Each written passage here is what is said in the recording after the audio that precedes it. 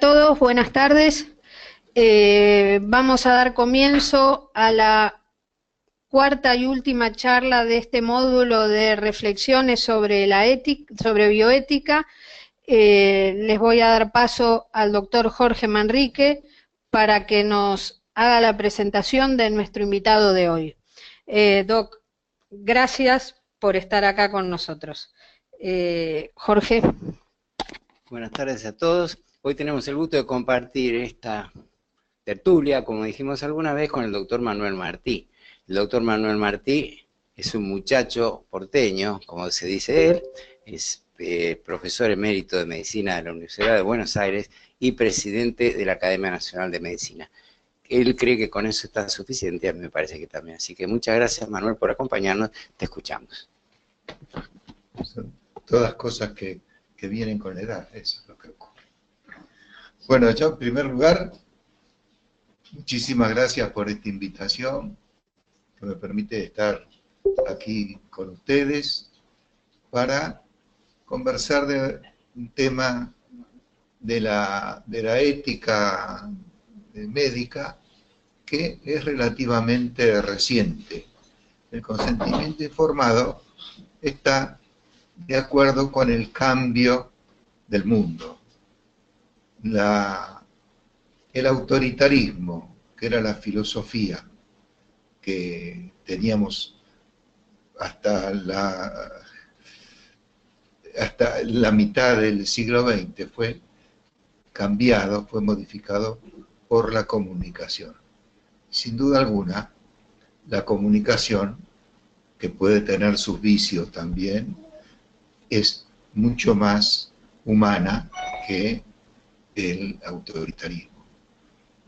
Y justamente entonces, a partir de eso, es que se tiene que tener presente la voluntad de los enfermos en las decisiones que se toman desde un punto de vista médico. Y esto se puede considerar dentro de este concepto de consentimiento informado. El consentimiento informado, en una forma muy sencilla y simple, es la aceptación racional de una intervención médica o la elección entre cursos alternativos posibles. Es decir, es la aceptación que lleva implícita una decisión, y esa decisión es una decisión que se debe elegir entre distintas posibilidades. Un poco más compleja esta definición dice que la aceptación de una intervención médica por un paciente, y acá sí se señala en forma libre, voluntaria y consciente, luego de que el médico le haya informado de la naturaleza de la intervención, con sus riesgos y beneficios, y también las alternativas posibles. Es decir, que para decidir aceptar una intervención, el paciente tiene que estar perfectamente informado de los riesgos, los beneficios y fundamentalmente las alternativas posibles. Para que esto ocurra, el paciente tiene que tener ciertas condiciones. Además está decir que no puede haber un consentimiento informado de una persona, por ejemplo, que está en coma. En todo caso, ese consentimiento será dado por sus familiares. Pero desde el punto de vista del enfermo, en primer lugar, tiene que tener la información suficiente, en el sentido de conocer perfectamente todo lo que le puede ocurrir desde un punto de vista bueno o malo. Y por otra parte, tiene que comprender la información. Puede ser una persona de muchísima edad que esté con problemas cognitivos, o puede ser una persona de cualquier edad que tenga una disminución de sus funciones intelectuales. Y después que esté libre para decidir según sus propios valores. Es decir, si, por ejemplo, digamos, tenemos un testigo de Jehová, tiene sus propios valores y lo decidirá desde ese punto de vista de sus creencias. Y por otra parte, tiene que tener un cierto grado de inteligencia y también, lógicamente, de libertad para ser competente para decidir. Es decir, tiene que tener una maduración intelectual que va a permitir que decida en forma lógica. Hay imposibilidades del consentimiento informado. Uno es la urgencia. Si hay un paciente que se está muriendo por una hemorragia, yo no le puedo preguntar si quiere que le haga una compresión o si quiere que le haga una sutura. Es decir, hay circunstancias, sin duda alguna, que en donde el médico tiene que decidir y actuar. Por más que hay siempre un privilegio terapéutico del médico, que esto se usa cada vez menos. Pero, por ejemplo, el médico no puede estar obligado a hacer algo que dañe al enfermo. Eso es fundamentalmente el privilegio terapéutico. Pero, de todas formas, esto se usa cada vez poco. La otra imposibilidad es que el enfermo es incompetente o sin capacidad para decidir. Lo que hemos dicho de las personas que tienen, por ejemplo, una demencia o que tienen una disminución intelectual. Doctor, y después... Perdón que me interrumpa. Estamos con un problemita que no se ve el PowerPoint. Un segundito. ¿De golpe? No se ven las letras. Pues mira que son fuertes.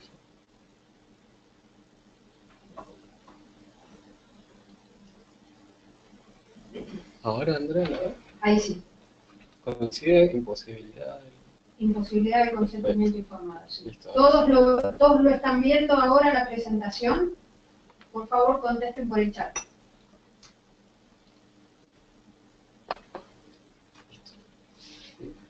¿Querés que empiece de vuelta? No. Podemos seguir. Gracias, Doc. Puede existir también una renuncia expresa del paciente. El paciente puede decir, a mí no me interesa ser informado.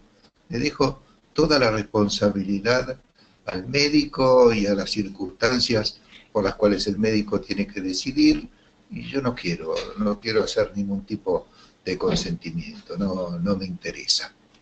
Y después hay otros que son los tratamientos exigidos por la ley, es decir, que ahí no puede haber un consentimiento positivo o negativo, sino que hay un solo camino, que es el de realizar una intervención que está indicada por la ley. Y el otro es corregir una alteración inesperada. Por ejemplo, un cirujano que está interviniendo a una persona supongamos, por una litiasis vesicular, y de golpe se encuentra que en el páncreas hay un tumor. Entonces ahí no le puede preguntar si sigue tratando el tumor, no lo puede dejar. Si está en conocimiento de una alteración, no la puede dejar. Entonces hará lo necesario. Le digo, la neoplasia de páncreas, por cualquier otro problema que encuentre en el abdomen. Es decir, que ahí no es necesario, sin duda alguna, el consentimiento del paciente. El consentimiento tiene tres características fundamentales. En primer lugar, que hay una exigencia ética. Esta exigencia ética está en relación directa con lo que hemos dicho del cambio que hay en la vida del mundo, en la vida de las personas. Esta exigencia ética tiene que ver fundamentalmente con el hecho de la benevolencia, de la beneficencia y el hecho de la autonomía del paciente. Son las dos reglas éticas que hay que tener presente y que son las que nos están obligando en estos momentos del mundo a tenerlas presentes como una exigencia. De ahí que la opinión del paciente es una exigencia desde un punto de vista de la ética. Y aparte, es un derecho reconocido.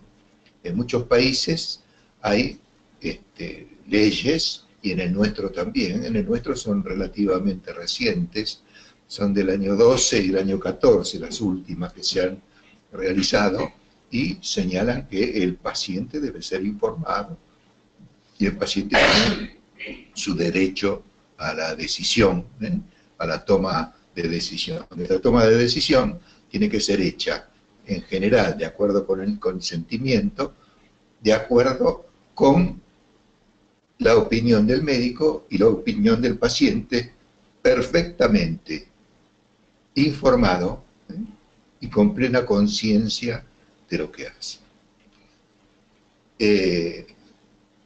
Estamos entonces en que hemos dejado un modelo paternalista por un modelo autonomista. El modelo paternalista es el modelo autoritario, que era la forma de filosofía de la vida durante toda la evolución del mundo. Y lo que se dice que el médico paternalista era el médico que tenía un consenso, un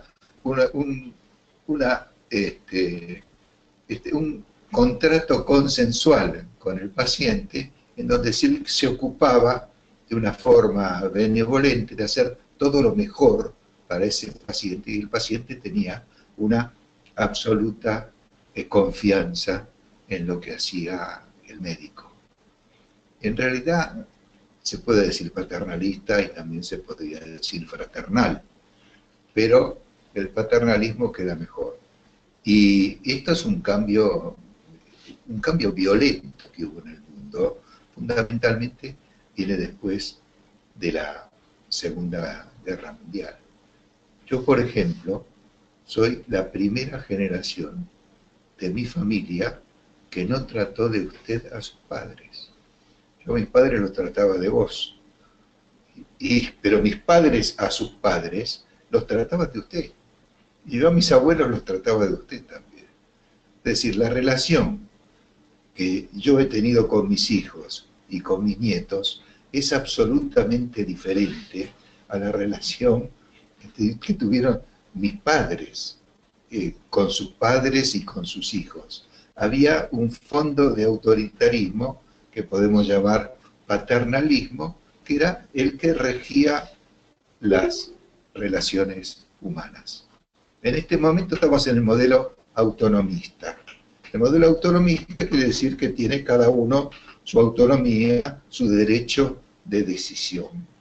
Tiene un riesgo también, es que se extralimite la autonomía de algunas de las partes, en especial las partes del paciente.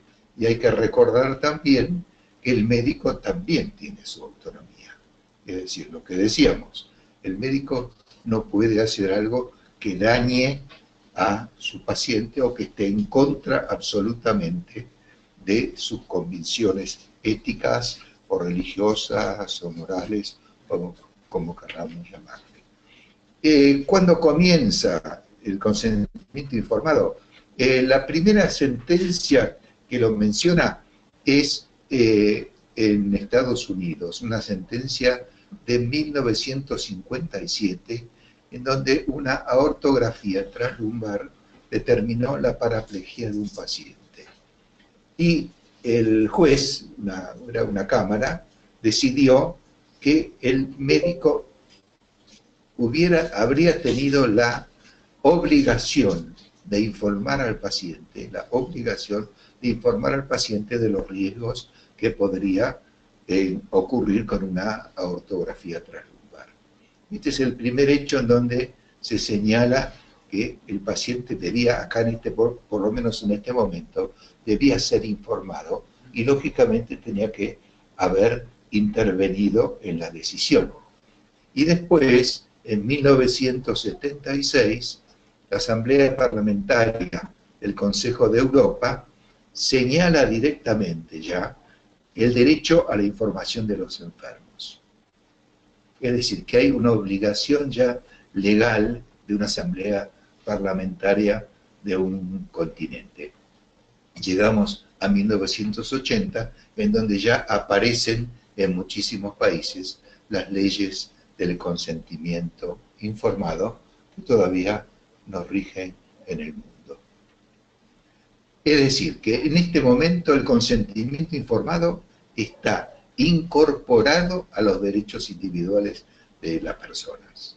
el primer derecho, lógicamente, es a la vida, a la salud, a la libertad y a la propiedad. Y con el mismo valor y con la misma vigencia, el consentimiento informado, es decir, la información y la posibilidad de la codecisión en un hecho médico figuran en estos derechos individuales. ¿Cómo tiene que ser un consentimiento informado? ¿Qué contenidos debe tener esa información? En primer lugar, hay que tener presente que uno es el médico y el otro es el paciente, y que el médico tiene un conocimiento que está asentado durante muchos años de estudio y de ejercicio. Es decir, que hay distintas posibilidades, como vemos, hay distintas posibilidades. Es decir, los contenidos tienen que tener, en primer lugar, una descripción muy clara de la intervención. Es decir, hay que explicar al paciente bien qué es lo que se intenta hacer con la intervención médica. Y señalarlo, en primer lugar, las molestias y los riesgos que pueden surgir de esta intervención. Y, por supuesto, los beneficios esperables. Si yo tengo que sacarle una apendicitis aguda a una persona, lo que le voy a decir que va a desaparecer todo su padecimiento, el hecho infeccioso y demás, y que las molestias y riesgos puede ser que le tenga que dejar un tubo para drenaje de pus o la posibilidad de que se forme una peritonitis. Y por otra parte, las alternativas factibles. Es decir, acá hay que explicar también y el riesgo que tiene cada una y el curso espontáneo de la enfermedad si no se hace la intervención.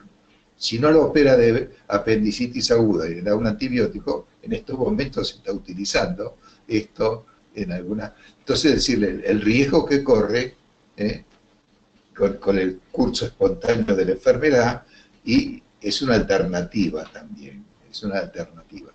Y, por supuesto, tiene que haber las opiniones y las recomendaciones del médico. En este sentido, hay una cierta discusión, que si tiene que ser el médico, el médico que va a tratar al paciente, el que dé la información al enfermo, o tiene que ser otra persona, otro médico o otra persona que esté vinculada con el ambiente en donde va a ser tratado. En esto hay diferentes opiniones. La mía es que tiene que ser el médico, porque está demostrando también que tiene una responsabilidad que le está manifestando con la información que le está dando al paciente. Lógicamente, cuando es el médico puede haber influencias negativas. La primera es la persuasión. Es decir, es argumentar en el sentido de los beneficios y no hablar demasiado de las cosas negativas. Esta, desde un punto de vista ético, es semi-aceptable, digamos. Las que no es aceptable es la manipulación. Es señalar nada más que lo bueno y no señalar absolutamente lo malo y tratar de modificar la voluntad del paciente. Y la otra es la coacción, que es directamente el obligar al enfermo a aceptar una intervención, una metodología, con una decisión que prácticamente es nada más que la de la medicina. Para esto sirven los formularios. Hay formularios hechos, la Organización Mundial de la Salud tiene uno, y prácticamente todos los países, todos los ministerios de salud han hecho su propio formulario. Cuando hay muchos, significa que ninguno sirve para nada. El formulario, lógicamente, tiene que tener toda la información. Toda la información, ¿cuál es toda la información? Es el libro de medicina, es todas las posibilidades de tratamiento, todas las posibilidades de de evolución de acuerdo con lo que se haga. Es decir, no se puede poner todo, sin duda alguna. Entonces habrá que ver bien cuál es el tema, bien, de la información para que ofrezca un derecho adicional a la toma de la decisión. Y además, asegurar que existe la información necesaria. ¿La información necesaria cuál es? Si yo soy médico y el señor es un picapedrero, ¿cómo le puedo explicar exactamente algo, en primer lugar, de lo que yo no tengo la absoluta seguridad? La medicina no es una ciencia exacta. La medicina es una ciencia de proporciones y de acercamientos. Yo no puedo decirle el porcentaje absoluto de lo que le puede ocurrir. A mí cuando me preguntan el porcentaje, habitualmente esos son los ingenieros, que son de los peores pacientes que hay. Preguntan, yo le digo, mire, si le toca, es el 100%, y si no le toca, es el 0%. ¿Está bien? ¿Está mal? Bueno, es sí o no, pero yo no le puedo decir, quédese tranquilo, porque de la apendicitis aguda se muere el 1,5% de gente. Y si se muere, yo salgo a la familia y digo, bueno, quédese tranquilo, porque esto se muere 1,5%, el señor se murió el 100%. Es decir, la medicina no es exacta, uno puede tener un acercamiento, una orientación, pero no puede dar una cifra absoluta, como que no puede garantizar tampoco. Esa es una de las primeras leyes de la medicina, que no se puede garantizar un resultado, porque pueden existir tantas situaciones y tantas posibilidades como resultados. Y la otra cosa sirve para documentar el consentimiento. Es importante porque la medicina lamentablemente se ha legalizado, está la legalización de la medicina y están todos los abogados cerca para analizar las posibilidades que hay de generar un juicio de mala práctica. Esto se ve mucho en los países como los Estados Unidos, que tienen una adoración por la ley y por la justicia, y menos en los países latinos, en donde hay una cierta instancia de perdón. Nosotros somos católicos, y en los países protestantes, especialmente los que están muy inficionados de calvinismo, la ley es dura y se debe mantener duramente, y en tanto que nosotros tenemos la posibilidad del perdón más cerca. El formulario realmente es útil. Es útil. El paciente lo tiene que leer todo. Y dentro de lo posible leerlo en la presencia del médico o de cualquier otra persona y preguntar las cosas que tiene que preguntar, las que se le ocurran. Lógicamente no todos los pacientes le interesa, y muchas veces, en muchos lugares, lo que se le dice cuando se interna es decir, firme acá. Y hay un formulario de 3 o 4 páginas que el paciente debería realmente conocer y que lamentablemente muchas veces no se conoce. Esos son algunos de los vicios de las instituciones. ¿Qué podemos decir para finalizar? Fíjense esto de King. Si no lo operamos de inmediato, puede sufrir daños irreparables. Pero primero necesito que me llenen unos formularios. Y atrás está una montaña de formularios. Estas son las contradicciones que puede haber. Esto es rapidísimo. A ver, lea esto y fírmemelo. Es la peor forma de manejarse con un consentimiento informado. Muchísimas gracias por escuchar estas palabras y estamos absolutamente a disposición de todos ustedes. Muy buenas noches.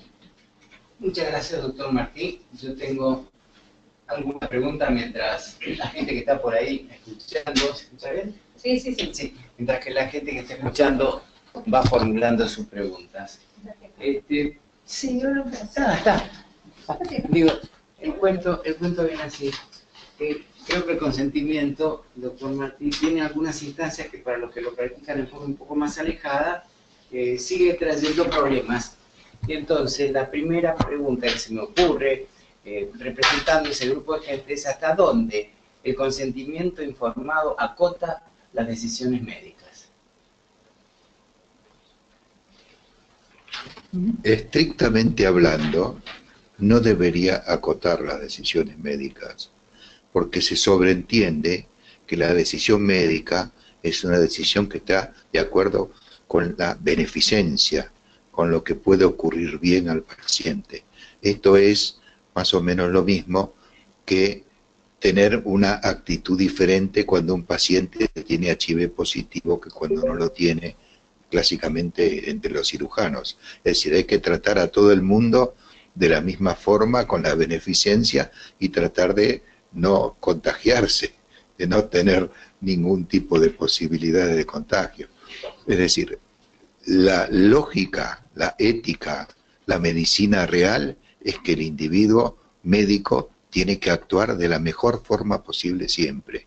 Y siendo así, no hay posibilidades de que su decisión se vea acotada. Simplemente que puede haber diferentes opiniones y diferentes enfoques de la vida desde el punto de vista del médico y el punto de vista del enfermo. Y ahí es cuando habrá que hacer algún tipo de entente cordial para llegar a un fin bueno, un fin beneficioso. Hay otra cuestión que se enfrenta a lo que es la presentación o los fundamentos anglosajones del consentimiento informado con la aplicación latina, que los mismos anglosajones aceptan que hay una formación de familias latinas donde ponen mediterráneos, judíos, italianos, chicanos y negros. Bueno, en fin, no son WASP, y entonces son como de otra cultura, y dicen que allí el peso familiar es mucho mayor. Entonces, ¿cómo ve usted en nuestro país la relación directa con el paciente o la relación directa con el paciente a través de la familia? Es muy loco plantear que muchas veces el médico argentino primero pacta con la familia, sobre todo a nivel hospitalario, y después con el paciente, de acuerdo a lo que consensúan. ¿Es muy loco eso y está mal? No, pensemos que la familia latina es una estructura perfectamente considerada y perfectamente realizada, y que en nuestros países es evidente que hay una gran mayoría de familias que van a tener este tipo de filosofía. Yo pienso que el médico no solamente tiene que hablar con el paciente desde el punto de vista del consentimiento, sino también tiene que tener presente la familia. Y en general hay que tener también la idea de que un enfermo es una persona que está en riesgo de sufrimiento, en riesgo de enfermedad mayor, en riesgo de muerte. Entonces, esos hechos deben ser también transmitidos, quizás más a la familia que al mismo enfermo. En esas posibilidades que yo mencionaba del médico, está también esto. El médico puede pensar que toda la información dada a un paciente, toda la información de todo, puede ser algo muy negativo para ese enfermo. Eso no está considerado en la cultura anglosajona. La cultura anglosajona se dice todo. Y lo primero que ocurre, ¿qué es? Que se pierde la esperanza. Se pierde la esperanza. Y nosotros, los latinos, vivimos mucho de la esperanza. Vivimos mucho de la fe. Y vivimos mucho del amor, que son las tres virtudes teologales. La fe, la esperanza y el amor. Y esas virtudes, por algo son virtudes, porque son las que ayudan a vivir.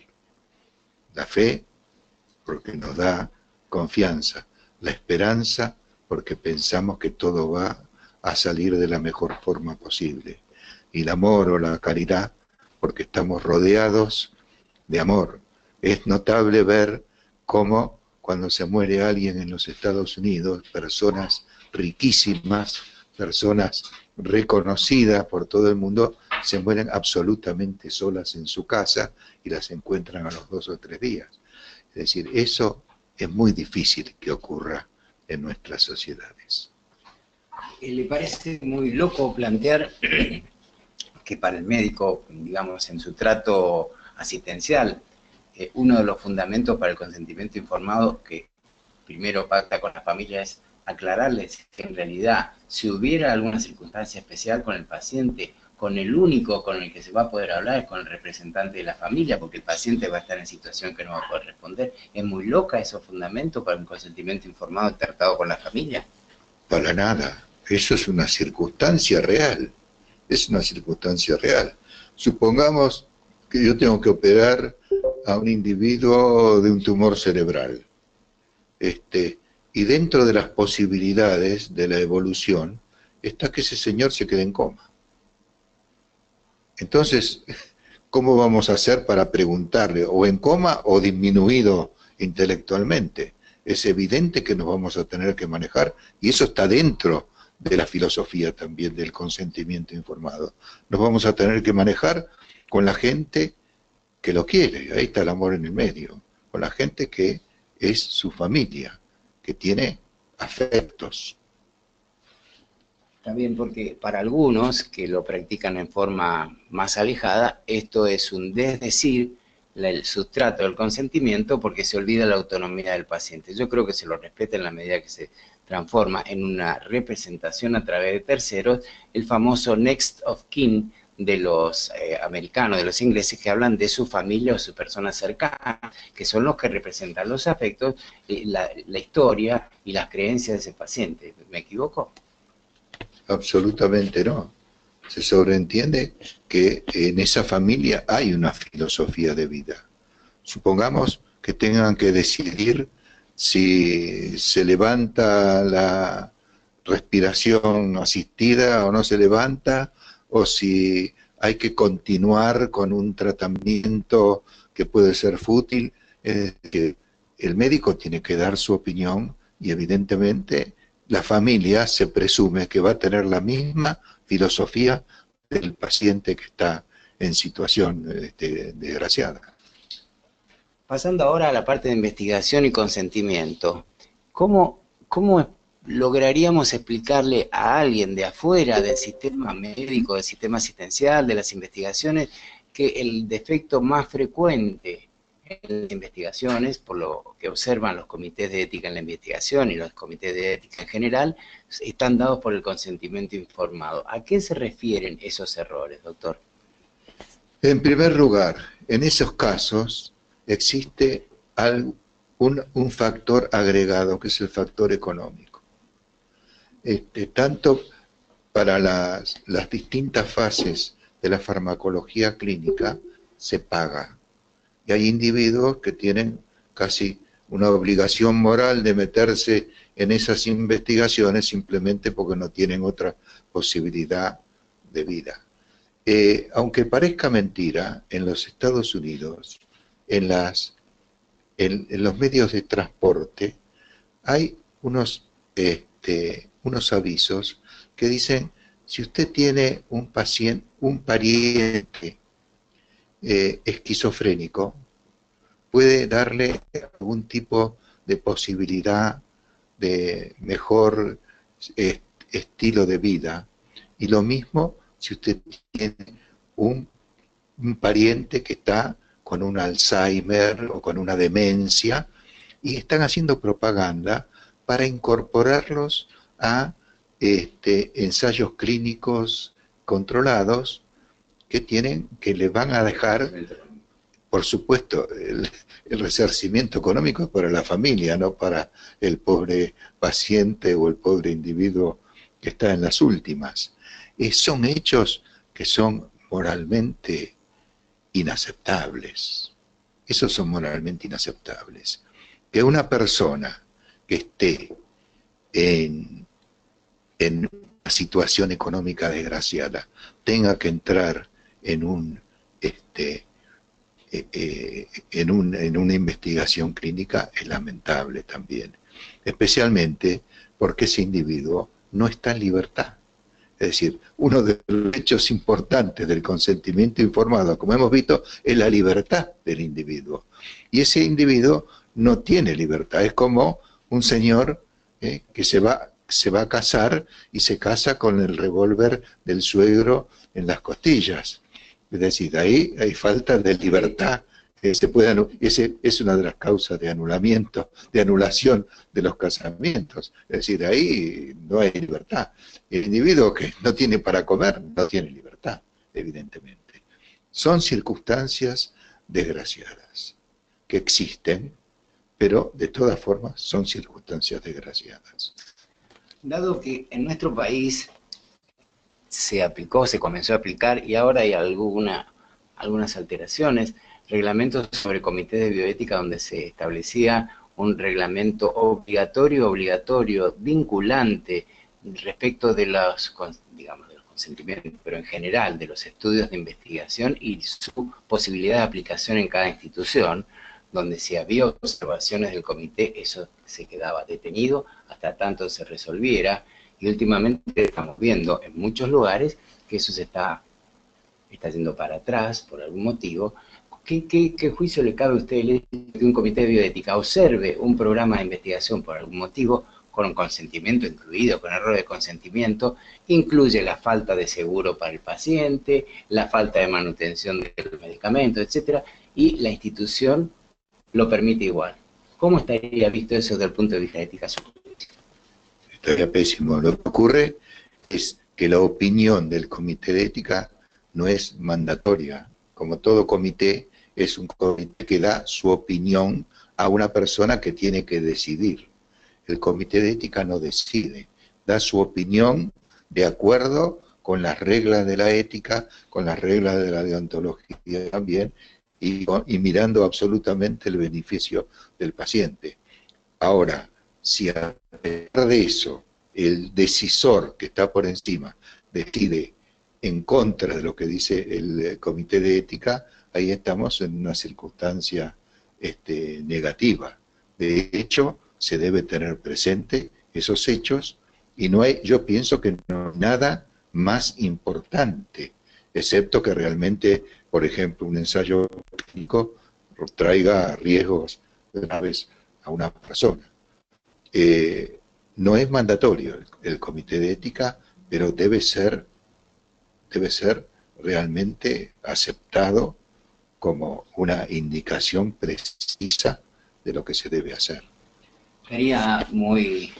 Sería un exceso plantear que la legalización o judicialización de esas decisiones institucionales por terceros por encima de la decisión del comité de bioética estarían justificadas. Y tenemos todas las posibilidades de recurrir a las autoridades, eso es constitucional. Así que nos gustará o no nos gustará, pero de hecho es un derecho que puede ocurrir y que será juzgado de acuerdo con los criterios de los jueces, que si pensamos que si tiene una falla estructural, moral o ética, el juez o legal, el juez debería interpretarlo de la mejor forma posible.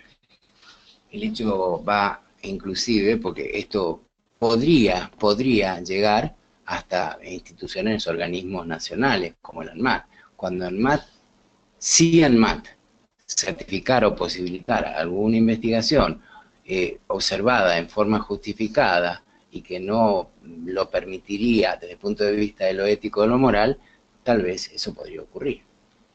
Sin duda. Lo que pasa es que hay también distintas investigaciones clínicas. Por ejemplo, los medicamentos antitumorales tienen muchísimas menos obligaciones y leyes que un medicamento, supongamos un antibiótico. ¿Cómo se hace la investigación? En primer lugar, estos medicamentos no tienen fase 1, porque no se los puede administrar a personas sanas para ver los efectos secundarios que tienen. Entonces ya se están utilizando en enfermos. Estos enfermos habitualmente son enfermos terminales y el consentimiento informado es lo habitual es que lo den las familias. ¿Y cómo se aprueba este medicamento? Ya se sabe que va a tener muchos efectos secundarios, digamos por definición, ya se sabe. No lo tenemos documentado en la fase 1, pero ya sabemos que va a ocurrir. ¿Cómo se aprueban? Se aprueban en la medida que alarguen la vida. No se fija nadie en la calidad de la vida esa que se alarga. Si el paciente tiene 2 meses más de vida o 1 mes y medio más de vida, el medicamento se aprueba. Es decir, que ahí hay una laxitud de toda la reglamentación y todo lo que tiene que ver con la beneficencia y la maleficencia, porque estamos provocando efectos secundarios graves, pero se alarga la vida. Y lo único que se tiene presente es ese corrimiento de la hora de la muerte, cosa que también es discutible. Bien. ¿Hay alguna pregunta del auditorio? Creo que sí. Sí, hay una pregunta del doctor Arribalzaga, que algunas ya las contestaron, pero dicen, ¿el consentimiento informado es similar a uno de proyectos de investigación que involucre al paciente? ¿Debe intervenir algún comité de ética?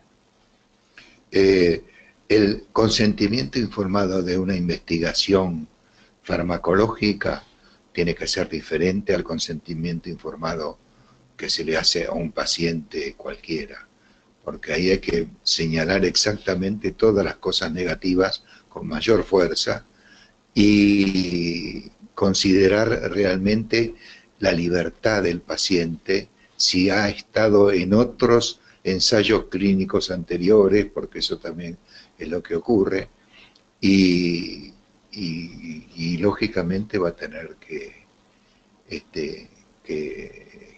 ser muy estricto, si bien para el individuo que va a entrar en el ensayo, las circunstancias son distintas también. Hay otra pregunta que dice, ¿por qué creería que en psicología, sobre todo el psicólogo clínico en su consultorio, resiste la implementación del consentimiento informado? Sinceramente no se me ocurre, porque yo no sabía, ignoraba que el psicólogo clínico tenía esa negatividad frente al consentimiento informado. Habría que preguntarle a los psicólogos, porque realmente yo no tengo una respuesta para eso. No tenemos ninguna pregunta más acá, Jorge. Sí, creo que el problema del consentimiento informado, tomado como una postura frente al paciente, ha sufrido muchos avatares desde su planteo formal en la Argentina, que ya estaba en la ley 17.132 de 67, como una propuesta para casos especiales de mayor riesgo de vida o de deformidad física. Pero de todas maneras, ha habido demostraciones de que los pacientes no logran registrar como deben lo que dicen que se les explicó, o lo que el médico dice haberles explicado. Más, lo que figura en el consentimiento, los pacientes no siempre tienen conciencia de haberlo entendido, porque en general, y en contra de lo que está escrito por ahí, jamás tuvieron una copia y jamás se la llevaron. Entonces, de lo que leyeron en forma transitoria antes de entrar a un quirófano, muchas veces segundos antes de entrar, firmar en la puerta, es muy difícil que se puedan acordar. Eso forma parte de uno de los problemas que tienen los consentimientos hoy actuales, que era un poco lo que decía el doctor Martí. Así es. Y además está la capacidad, por eso se dice que tiene que ser una persona capaz, la capacidad de entender todo. Y no todos los pacientes tienen esa capacidad. no todos los pacientes. Y cuando se va a un juicio, por ejemplo, si el paciente señala esto, el juez lo tiene muy en cuenta, lo tiene muy en cuenta, porque este consentimiento informado muchas veces es un trámite de una firma nada más.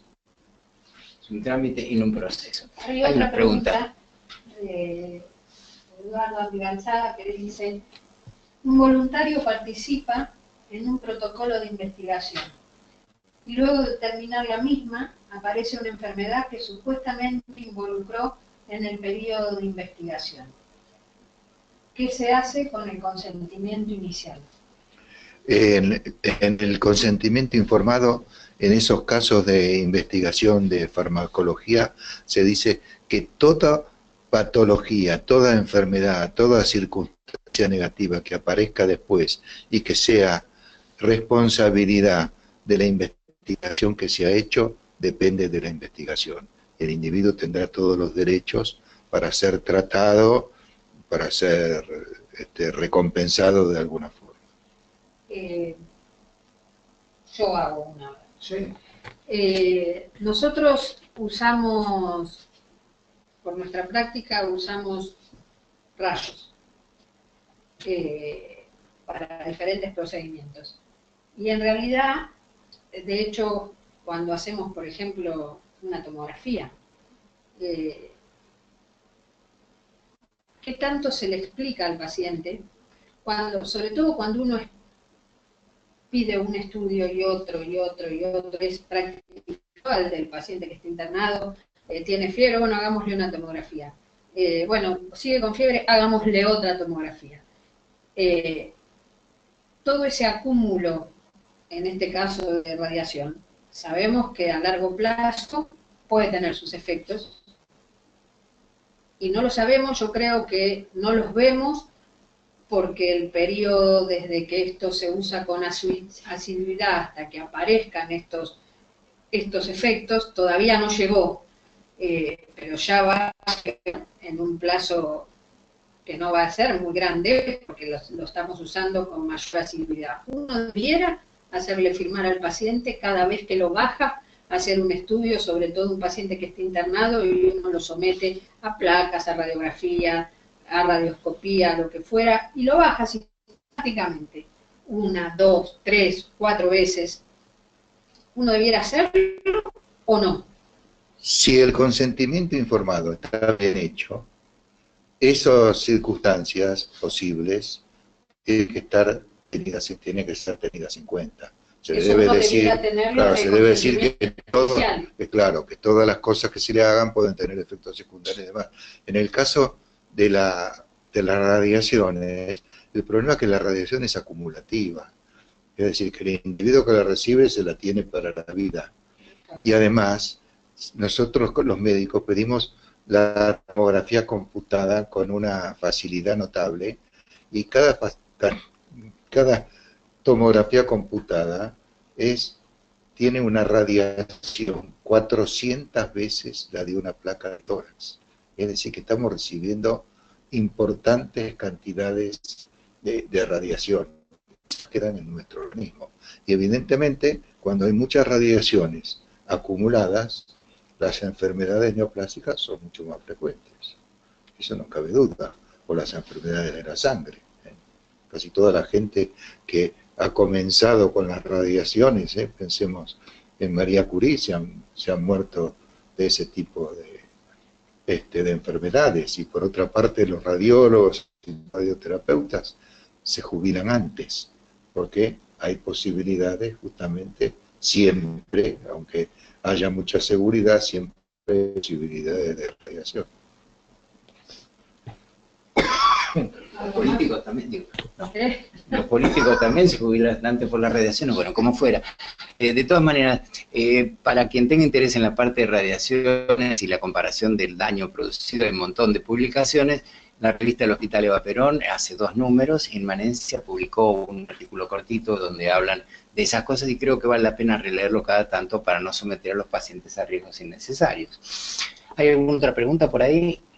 ¿Eduardo tampoco? Eduardo ya preguntó. No, ya sé, Eduardo ya estuvo. Bueno, entonces, con esto damos por terminado el año. Yo le agradezco al doctor Martí que nos acompañó y les recuerdo que pasamos en estas reflexiones bioéticas hasta ahora por 4 lugares diferentes. Pasamos a través de las observaciones de Arribazaga hacia la bioética, la visión de la doctora del Bosco sobre la filosofía y la ética. Pasamos finalmente la semana pasada con la doctora Bosch a través de dónde viene esta bioética, y por fin hoy nos asomamos probablemente al impacto más grande que provocó la bioética en la práctica, porque el consentimiento informado lo que está contando es la reubicación del paciente respecto del médico en esa relación médico-paciente, que transforma en paciente-médico desde que obliga al médico a pedir permiso, que es una cosa que era inconcebible hace 40 años. Y creo que ese es uno de los cambios fundamentales. De todas maneras, destaco, como siempre, que esto surge después de excesos en la investigación sobre seres humanos producidos por médicos. Así que los errores se van reconociendo. La próxima pasada, por favor. Creo que con esto lo que intentamos, con el doctor Arribazaga y la gente que nos acompañó, es esto. Pusimos un mensaje en una botella. El mensaje está lanzado, pero nos está pasando lo que le pasó. Siempre hay alguno que lo que uno cree haber descubierto, o lo hizo poesía, o lo hizo novela, o lo expresó. Poné la próxima, por favor. Esto de Police lo hizo en Mensaje en una botella, allá por los 70s, donde habla de un náufrago que está desesperado porque está solo, pone un mensaje en una botella, lo lanza al mar y despierta un día con la novedad de que hay millones de personas que están contestando en mensajes en botellas al mensaje enviado. No creo, no tengo la esperanza tan abierta como para pensar que vamos a tener millones de respuestas, pues la verdad que creo que no, pero nos bastaría con unas decenas, y yo les cuento que como está lanzada la botella, la próxima, por favor,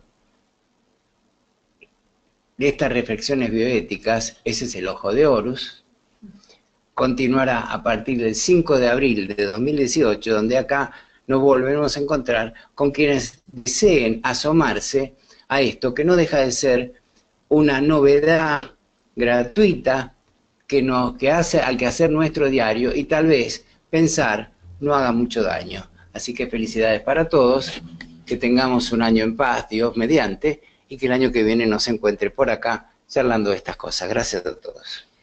En principio, agradecerle al doctor, un lujo tenerlo con nosotros, la colaboración desinteresada, es de las cosas que uno más valora. Así que le agradecemos y ha sido un gusto que haya venido y haya compartido con nosotros y con la gente. Para mí también ha sido un gusto. Que está del otro lado de la línea. A vos, Jorge, ¿qué decirte? Ya no tengo mucho más para decirte.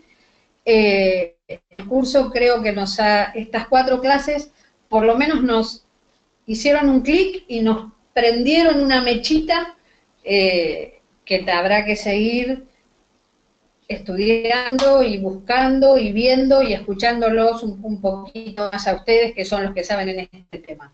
A Eduardo Arribazaga, que está en la línea, también agradecerle por la codirección de este curso. Sin duda, agradecerle a Mariano, que es el que nos facilita este espacio en forma gratuita, online, y para todo aquel que quiera acercarse y aprovechar de este espacio. Agradecerle en nombre del doctor Jiménez, doctor, su presencia acá, lo tengo en el chat, está en Estrasburgo y me acaba de mandar un mensaje diciéndome que le mande un cálido abrazo. Muchísimas gracias, un abrazo para Mariano también, que es una de las personas de valor moral, ético y científico en nuestra profesión. La verdad que sí. Y en principio, bueno, agradecerle enormemente a todos por habernos acompañado durante todo el año. Veremos qué hacemos, si hacemos algún curso de verano, no lo sabemos, pero sí sigue el 5 de abril, tal cual lo dijo el doctor Manrique. A todos feliz Navidad, como dijo el doctor, los latinos, fe, amor y esperanza. Feliz Navidad para todos, feliz año para todos, este 2017 se acaba y que el 2018 nos encuentre de nuevo acá en youlearning.net. Muchas gracias a todos, buenas noches.